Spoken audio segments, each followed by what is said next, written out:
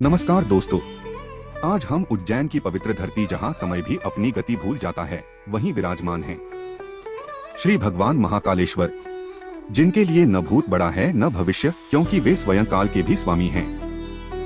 यही कारण है कि भारत के 12 ज्योतिर्लिंगों में महाकालेश्वर को सबसे अलग और विशेष माना जाता है। प्राचीन काल में उज्जैन को अवंती नगरी कहा जाता था और मान्यता है कि यहीं से समय की गणना होती थी। लेकिन एक समय ऐसा भी आया जब इस नगरी पर दानव दूषण का आतंक छा गया। वह धर्म, यज्ञ और शिव भक्तों को नष्ट करने लगा। तब अवंती के राजकुमार श्रीकर और एक साधारण बालक ने पूरी श्रद्धा के साथ भगवान शिव की तपस्या आरंभ की। उन्होंने शिव से केवल एक ही प्रार्थना की कि अवंती की रक्षा हो और धर्म फिर से स्थापित हो।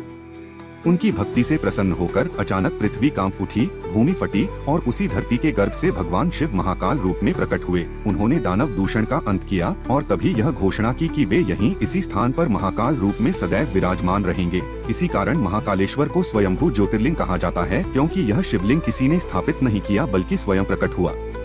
महाकालेश्वर की सबसे बड़ी विशेषता यह है कि यहाँ का शिवलिंग दक्षिण मुखी है, जबकि अधिकांश शिवलिंग उत्तर मुखी होते हैं।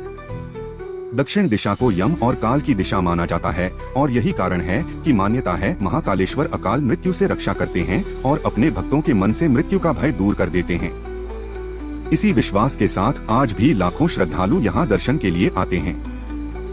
महाकालेश्वर मंदिर पूरी दुनिया में अपनी अनोखी भस्म आरती के लिए प्रसिद्ध है।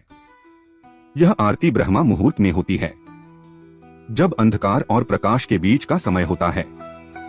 इस आरती में शिवलिंग का श्रृंगार पवित्र भस्म से किया जाता है।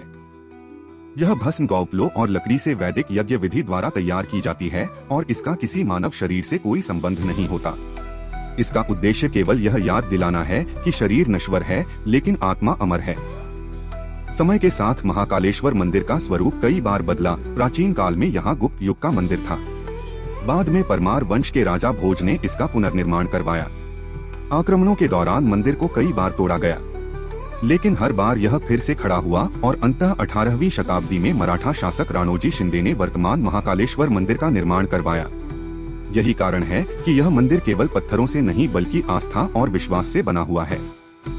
इसलिए यहाँ लोग रुद्राभिषेक, महामृत्युंजय जाप और जीवन की बाधाओं से मुक्ति की कामना लेकर आते हैं। हर हर महादेव, जय Mahakal. For more spiritual videos, please like and subscribe.